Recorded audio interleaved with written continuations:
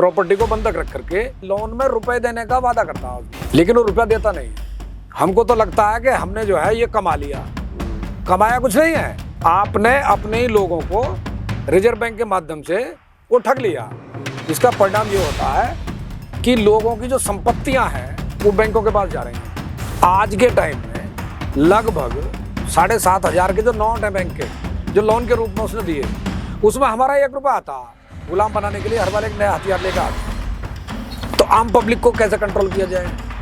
तो उसका एक ही माध्यम है, उसका जो धन है उसको छीन लो। एक आध आदमी हो जाओ कर्ज में तो कोई दिक्कत नहीं है, वो हो सकता है किसी कारणवश हो गया, लेकिन पूरा गांव कर्ज में है, पूरा जिला कर्ज में है, प्रदेश कर्ज में है, पब्लिक पूरी कर्ज में है, सरकारें कर्ज में है, के राज्य सरकारें कर्ज में है, भारत सरकार भी कर्ज में है, सबने कर्ज ले रखा। ऐसा कैसे हो जाएगा? हमारे ही एक साथी ने पत्राचार किया भारत सरकार के साथ, वित्त मंत्री के साथ, रिजर्व बैंक के साथ, और लास्ट में लंदन से कॉल आती है कि आपने जो पत्राचार किए हैं, क्या आप जानना चाहते हैं? कोई भी आदमी भारत का वो खोज कर सकता है कि रिजर्व बैंक का ओनर कौन है। वो रॉकचाइल्ड है, रॉकचाइल्ड फैमिली है, मालिक कहीं बाहर बैठे हैं।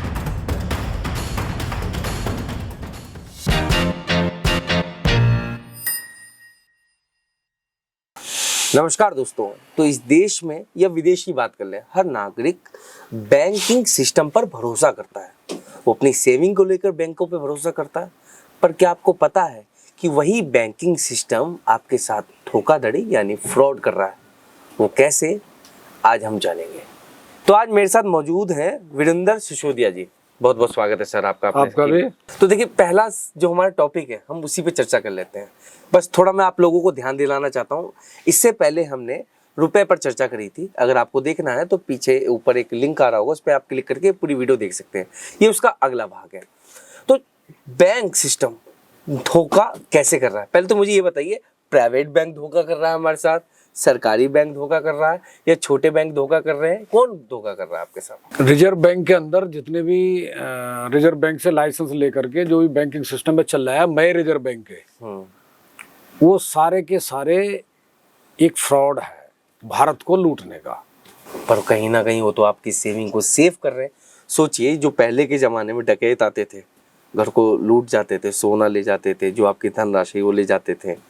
अब यही सोचकर बैंकिंग सिस्टम का निर्माण हुआ। लोगों ने बैंकों में पैसा रखना सुरक्षित रखा अपना, और समय समय पे, आते समय में तो बैंक उसका ब्याज भी देता है। तो कहीं ना कहीं वो आम नागरिक के बेनिफिट के लिए।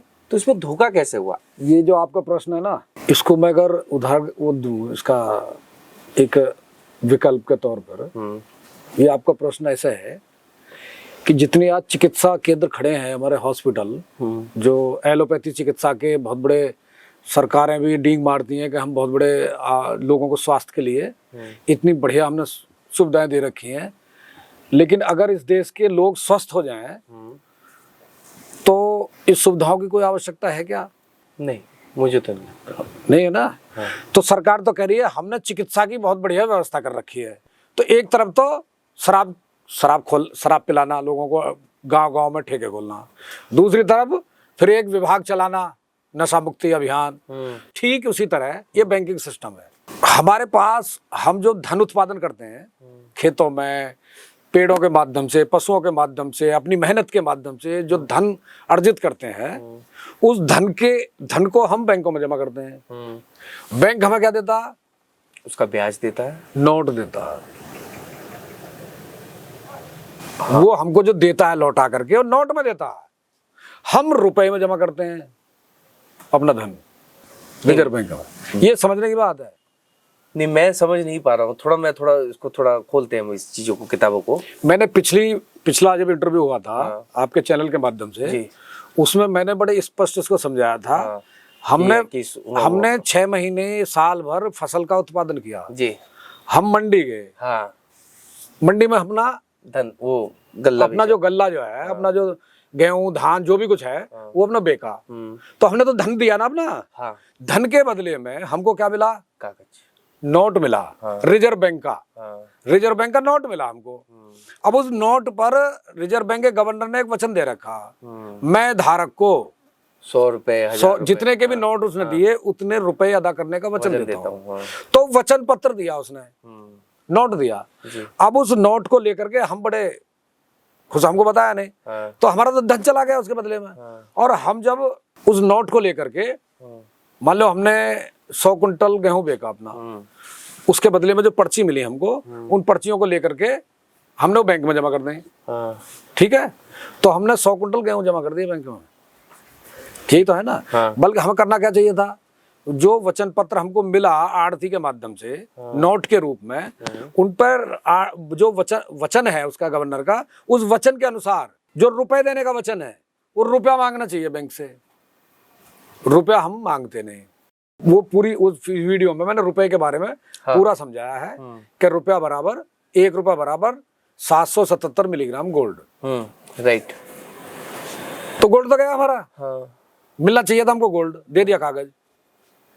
तो आपके हिसाब से सपोज करिए कि मैं अभी एक जॉब करता हूँ 9 से 5 की, पूरा महीना बिताता हूँ। ठीक है। पूरा महीना बिताने के बाद मुझे बताया जाता है कि आपको लगभग 10,000 रुपये महीना मिलेगी, मान लेते हैं। ठीक है। वो मुझे 10,000 रुपये सीधा मेरे अकाउंट में आ जाते हैं। ना ही मैंने कोई अनाज उगाया, ना ही मैं कोई अनाज लेकर कहीं मंडी गया, ना ही मैंने उसका कोई कागज लेकर बैंक में जमा किया। ठीक है। मैंने अपना कार्य किया। अब मैं उस पैसों को निकालता नहीं हूँ, और 2-3 महीने बाद जब निकालता हूँ तो 10,000 रुपये के कुछ एक्स्ट्रा रुपए ब्याज के साथ मिल जाते हैं। तो ना ही मैंने अनाज को बेचा मंडी में, मैंने तो अपना काम किया है, उसका पैसा मिला। तो मेरे साथ तो कोई फ्रॉड हुआ नहीं, देखा जाए। क्या ये सत्य है? इसमें कुछ गलत हूँ मैं? पूरा फ्रॉड हो गया तुम्हारा। पूरा फ्रॉड हो भी गया मेरे साथ। अब बताइए कि मेरे साथ अब कैसे फ्रॉड हुआ है? फ्रॉड आपके साथ ऐसा हुआ, आपने जो वर्क किया तो अपनी एनर्जी लगाई, अपना समय लगाया, वो समय, वो जो एनर्जी आपके अंदर आई, वो कहाँ से आई? वो मैंने भोजन किया। भोजन कहाँ से आया? जमीन से आया। जमीन से आया।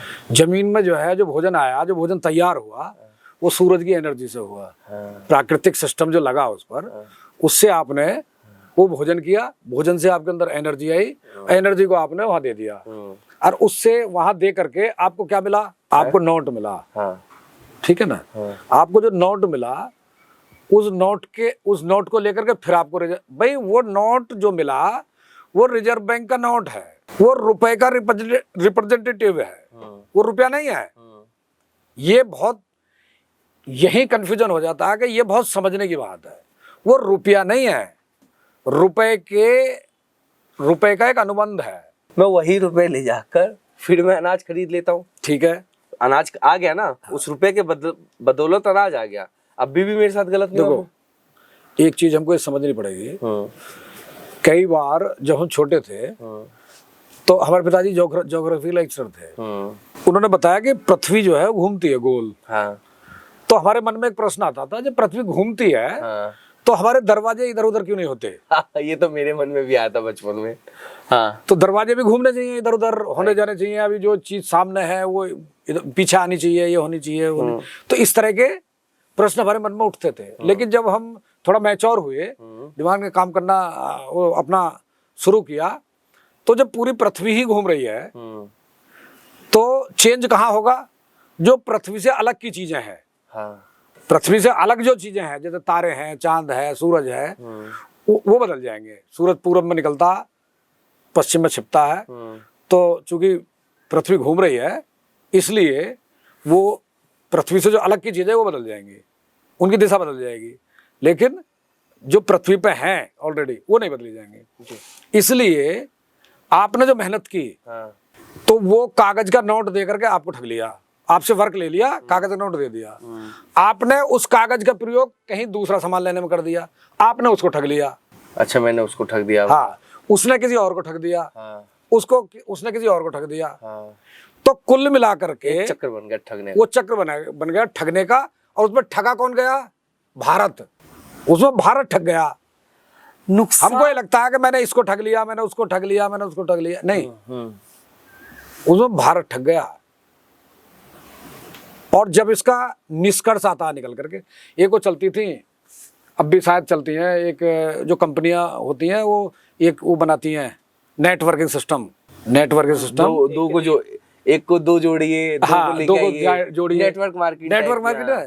तो लास्ट में जाकर के जो सबसे लास्ट में जुड़ता है उसमें, वो उसका बिजनेस नहीं चलता आगे को। ये तो सच है। वो ठग जाता है।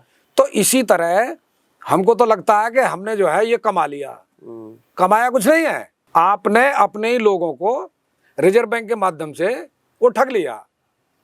लास्ट में जब होगा, लास्ट में क्या होता है इसका परिणाम? इसका परिणाम ये होता है कि लोगों की जो संपत्तियां हैं वो बैंकों के पास जा रही हैं। ठीक है। क्योंकि बैंक जो लोन बांटता है, बैंक क्या करता है, जब लोन देता है बैंक, आप जाओ मैनेजर के पास कि साहब मुझे लोन चाहिए अपना बिजनेस बढ़ाने के लिए, व्यापार बढ़ाने के लिए। उसको लगता भी ऐसा ही है कि लोन लूंगा तो मैं अपना बिजनेस बढ़ाऊंगा, व्यापार बढ़ाऊंगा। लेकिन भारत के अगर सभी लोग लोन लेकर के अपना बिजनेस व्यापार बढ़ाने लगे तो बढ़ाएंगे किसके माध्यम से?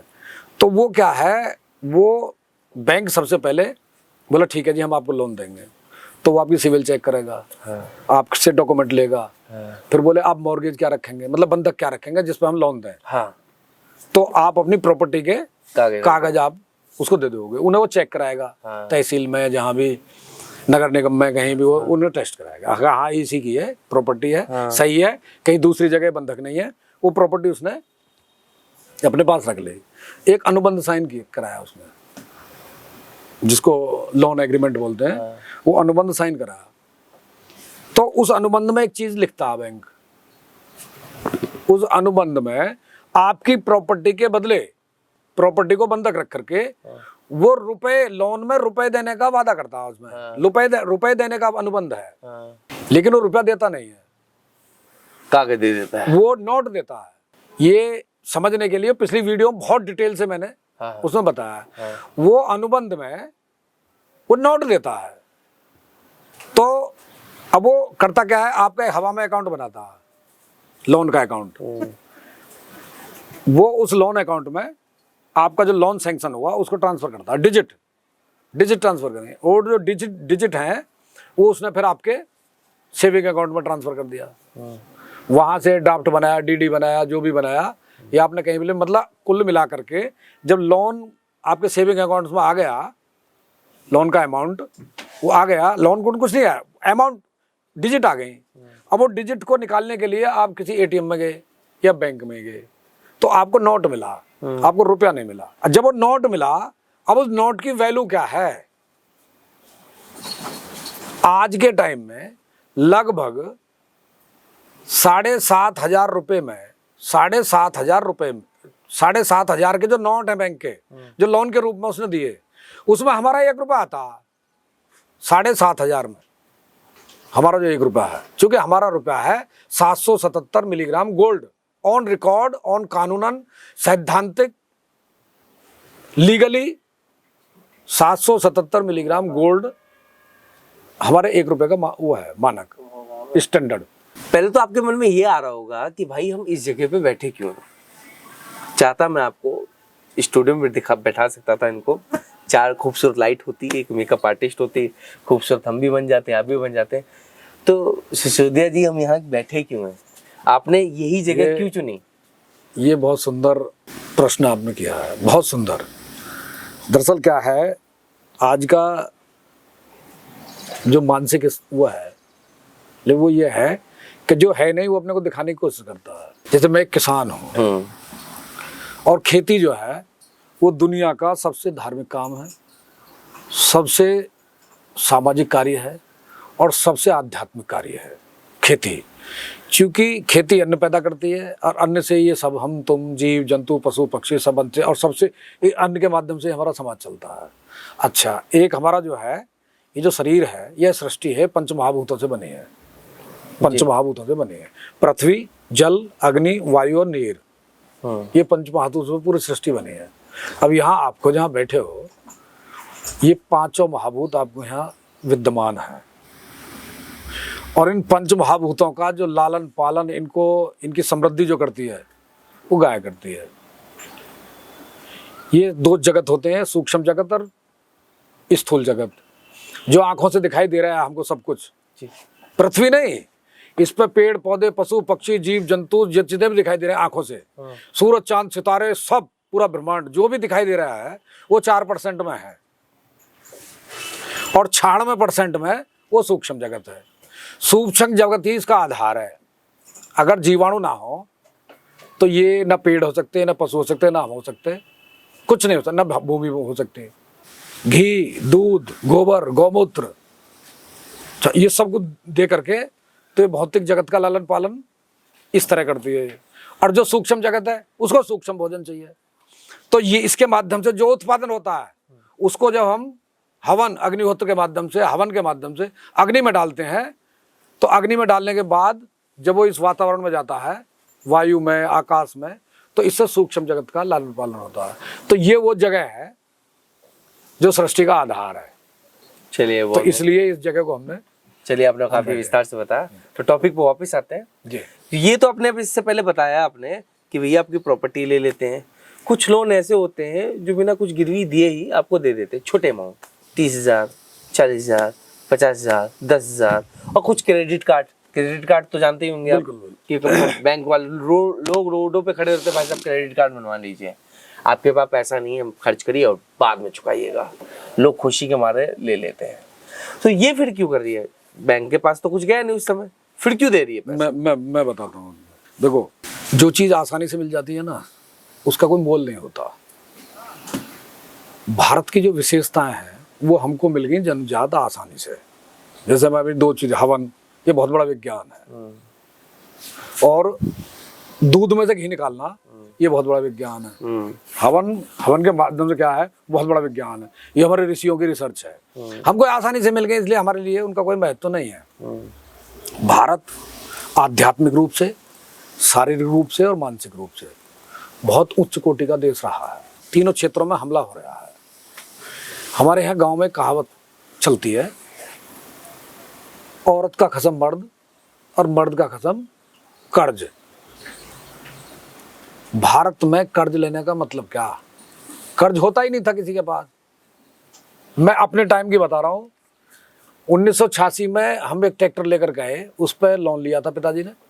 तो वो जब ट्रैक्टर आकर के खड़ा हुआ तो 2 दिन बाद जिस बैंक ने लोन किया था उस पर, वो आकर के अपने बैंक का नाम लिख गए, हमारा बैंक फला बैंक, ये लिख गए। वो इतना, तो उसको इतना मतलब वो माना कि बताओ कोई देखेगा इसमें पढ़ेगा तो क्या फला बैंक से जो है लोन लेकर के ट्रैक्टर लिया है।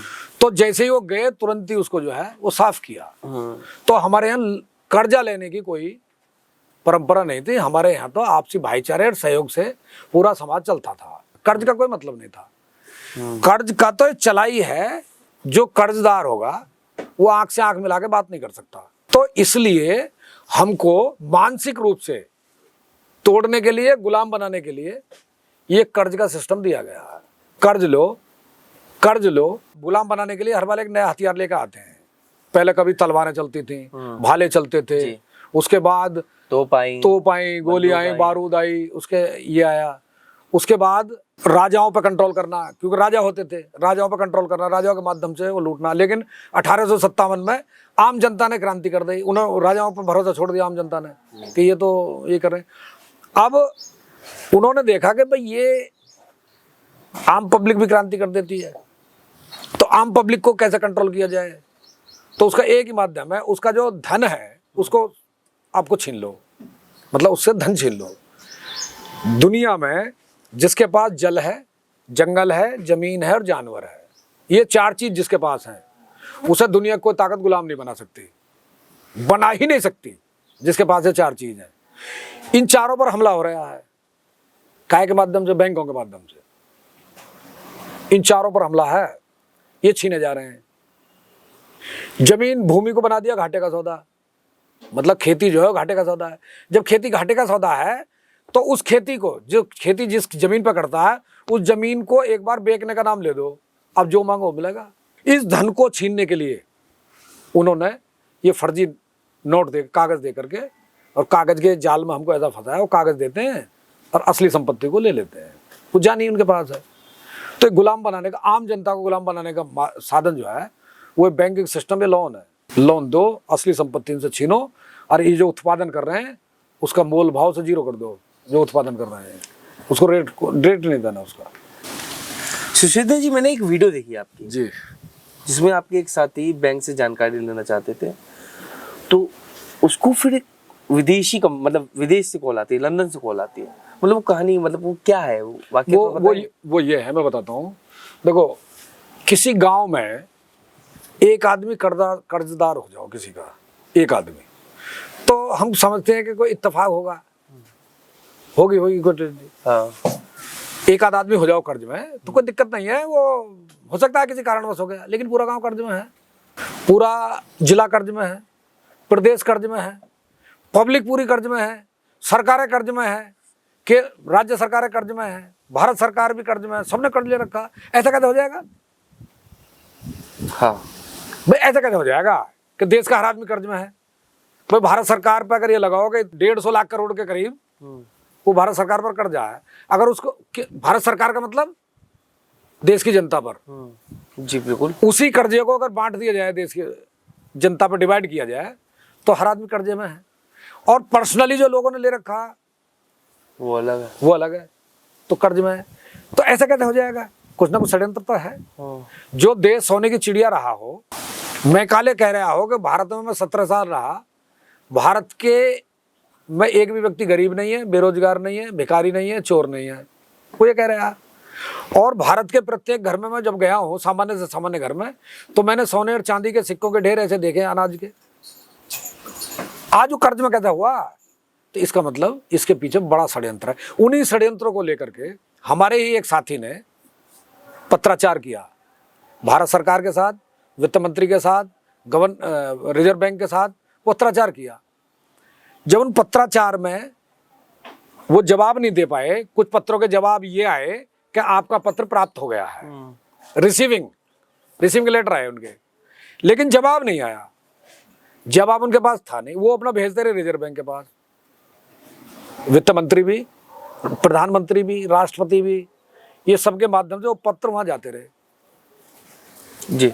और लास्ट में लंदन से कॉल आती है, अच्छा, कि आपने जो पत्राचार किए हैं, क्या आप जानना चाहते हैं ये पत्राचार, आपको ये जानकारी कहां से मिली? आपको, आपने जो इसमें खोली है वो कहां से मिली? तो उसने कहा कि भाई आप पूछने वाले कौन हो? मैंने अपने जो भारत का रिजर्व बैंक है, मैंने उसको पत्र लिखे हैं, मैंने भारत सरकार के प्रधानमंत्री को पत्र, अपने प्रधानमंत्री को लिखे हैं, वित्त मंत्री को लिखे हैं, अपने राष्ट्रपति को लिखे हैं, आपका क्या, आप क्यों पूछ रहे हो इसमें? तो सारे पत्र वो सब वहां लंदन पहुंच गए। लंदन से वो पत्र जो है पीडीएफ के माध्यम से वो वापस भेजे कि तुम्हारे भेजे हुए पत्र हैं या किसी और के हैं, कौन संगठन काम कर रहा है तुम्हारे पीछे, कौन कितने लोग हो, क्या है, वो पूरी डिटेल वहां से वो जानकारी कर रहे हैं। तो जनता सरकार मोर्चा जो संगठन है, जो इसी विषय पर काम कर रहा है, देश की जल, जंगल, जमीन और जानवर को बचाने की बात, रोटी बेटी माटी को बचाने की लड़ाई लड़ रहा है, शिक्षा, चिकित्सा, न्याय, राजनीति और धर्म, इससे पूंजीवाद को खत्म करने की बात कर रहा है, जो गांव आधारित अर्थव्यवस्था, प्राकृतिक जीवन शैली की बात कर रहा है, वो केवल एक संगठन है, जनता सरकार मोर्चा, भारत के अंदर। और वो पूरे भारत को कर्ज मुक्त, बैंकों का फ्रॉड, रुपए के माध्यम से जो बैंक फ्रॉड कर रहे हैं, लोगों की असली संपत्ति को छीनना ही उनका ध्येय है। अब आप एक बात बताइए, मैंने किसी बैंक से लोन लिया, मेरी संपत्ति उस बैंक के पास चली गई, वो रिजर्व बैंक के पास चलेगी। रिजर्व बैंक का मालिक है रॉकचाइल्ड। कोई भी आदमी भारत का वो खोज कर सकता है कि रिजर्व बैंक का ओनर कौन है, वो रॉकचाइल्ड है, रॉकचाइल्ड फैमिली है उसका ओनर, मालिक। पर ये तो सरकार की ना, भारत सरकार की। क्या रिजर्व बैंक भारत सरकार का तो लेना न देना कोई मतलब नहीं है। भारत सरकार, जो भारत सरकार के क्रियाकलाप हैं, अभी आपने देखा होगा ड्रामा, जो पाकिस्तान को खत्म करने की बात हो रही है जी, क्या हुआ? लड़ाई किसकी हो रही है, विवाद किसका है? भारत और पाकिस्तान का। हाँ। भारत ये कह रहा है कि भाई पाकिस्तान के आतंकवादियों ने हमारे उसमें पहलगांव में, हाँ, 26 हिंदुओं को निर्दोष उनको मार दिया, तो उसके ऊपर विवाद हुआ। तो विवाद भारत और पाकिस्तान का है, दो देशों का। युद्ध विराम की घोषणा कौन कर रहा है? अमेरिका। वो अमेरिका कर रहा है, अमेरिका का राष्ट्रपति कर रहा है युद्ध विराम की घोषणा। अजीब। तो इसका क्या मतलब है? इसका मतलब हम जो एक रट लगाए बैठे हैं कि मोदी है तो मुमकिन है, हम भी ये सोच रहे थे मोदी है तो मुमकिन है, हो सकता है कि इस बार जो है अखंड भारत बन जाए। अच्छा जी। पता लगी कि उसको तो पता भी ना, उसने घोषणा कर दी युद्ध विराम की। इसका मतलब मालिक कहीं बाहर बैठे हैं, इनके जो सरकारों में लोग बैठे तो हैं। अभी भी हम मानते हैं आपके गुलाम हैं, इसका मतलब? अरे इससे ज्यादा और क्या सबूत चाहिए होगा? सबूत चाहिए? इन सभी का समाधान अगर जानने की कोशिश करें तो क्या ये समाधान हो पाएगा इसका? ये समाधान है भी या नहीं है? नहीं, समाधान है और लीगली है, कानून में ही है। मतलब कानून में ही समाधान है इसका। हर जितनी भी समस्याएं खड़ी हैं, उसके जितनी भी समस्याएं हमारे सामने हैं, उसके मूल में है नासमझी के कारण ही जितनी भी समस्याएं हैं वो खड़ी हैं। और इसका समाधान है समझ। हमको समझ आ जाए कि वाकई हमारे साथ धोखा हो रहा है, हमारे साथ ठगी हो रही है। भाई जब हमको ये पता चल गई कि हमारे साथ फ्रॉड किया है रिजर्व बैंक ने, सरकारों की जानकारी में किया है, तो हमारा ये बनता है भाई भारत सरकार, वास्तव में भारत सरकार हम हैं, जो देश की जनता है वो भारत सरकार है। ये जो बैठे हैं संसद और विधानसभा में, ये भारत सरकार के प्रतिनिधि हैं। ये तो है, प्रतिनिधि हैं। भारत सरकार इनको वेतन देती है, हम इनको वेतन देते हैं। क्या लिए? हमारे लिए कानून बनाओ, ये तो है जी। लेकिन अब हमको अपने अधिकारों को जानना होगा। अगर हमको एहसास हो जाए कि असली मालिक हम हैं, वास्तव में ही असली मालिक हम हैं, इस देश की जनता है, तो सुधार होना शुरू हो जाएगा। वो उसको होनी चाहिए जो मैंने कहा कि जानकारी, नॉलेज, ज्ञान, समझ, ये होनी चाहिए। सवाल पूछना शुरू कर दो। हम जो भारत को, हम मतलब जनता सरकार मोर्चा, जो पूरे भारत को कर्ज मुक्त करने का जो दावा करता है, उसका एक सूत्र है। सूत्र नहीं है, उसमें एक सच्चाई है। सच्चाई क्या है? जब वो लोन देता है तो कॉन्ट्रैक्ट साइन होता है, उसे अनुबंध कहते हैं। और अनुबंध में बैंक ने रुपया देने का वादा किया है, लेकिन बैंक ने रुपया नहीं दिया। रुपया मतलब भारत की करेंसी, रुपया मतलब भारत की मुद्रा। उसने, बैंक ने नोट दिया है, बैंक नोट दिया है, जो उसको बोलते हैं लीगल टेंडर। नोट जो है वो लीगल टेंडर है, रुपए का लीगल टेंडर है वो। उसने टेंडर दिया है। तो जब हम लीगली, कानूनी इस लड़ाई को लड़ते हैं, तो वहां क्या है? एग्रीमेंट को मंगाया जाता है। रुपया देने का वादा किया, अब बैंक से पूछते हैं तो सिद्ध कर, तूने हमको रुपया दिया या लीगल टेंडर दिया रुपए का। जब रुपया दिया ही नहीं तो अनुबंध ही जीरो है। तो उसका एक प्रोसेस है उस लड़ाई को लड़ने का। तो प्रोसेस जनता सरकार मोर्चे के पास है। प्रोसेस से आप जाओ, आप न्यायालय में जा सकते हो, कोर्ट में जा सकते हो, सीधा उसे सवाल जवाब कर सकते हो कि इस बात पर कि तूने हमको लीगल टेंडर दिया है, रुपया नहीं दिया। और जो अनुबंध है वो रुपया देने का है, रुपया दिया नहीं है, बात खत्म। तो वो जीरो हो गया, अनुबंध ही जीरो हो गया, कॉन्ट्रैक्ट ही जीरो हो गया। सुचेत जी, आपने ऐसे भेद खोले हैं जो आम नागरिक को भी नहीं पता होंगे, और सच बताए तो मुझे भी नहीं पता थे। खैर, आपको ये वीडियो कैसी लगी मुझे जरूर बताइएगा। अगर आपको कुछ ऐसे सवाल हैं जो नहीं मैं पूछ पाया हूँ, या फिर आपके मन में कोई ऐसी दुविधा है जो आप पूछना चाहते हैं, तो कमेंट बॉक्स पे अपनी राय जरूर लिखिए, सवाल जरूर रखिएगा, जिससे हम इन्हें फिर से पकड़ सकें और कुछ अंदर की बात जान सकें। खैर, बहुत बहुत धन्यवाद। आपका भी बहुत बहुत धन्यवाद।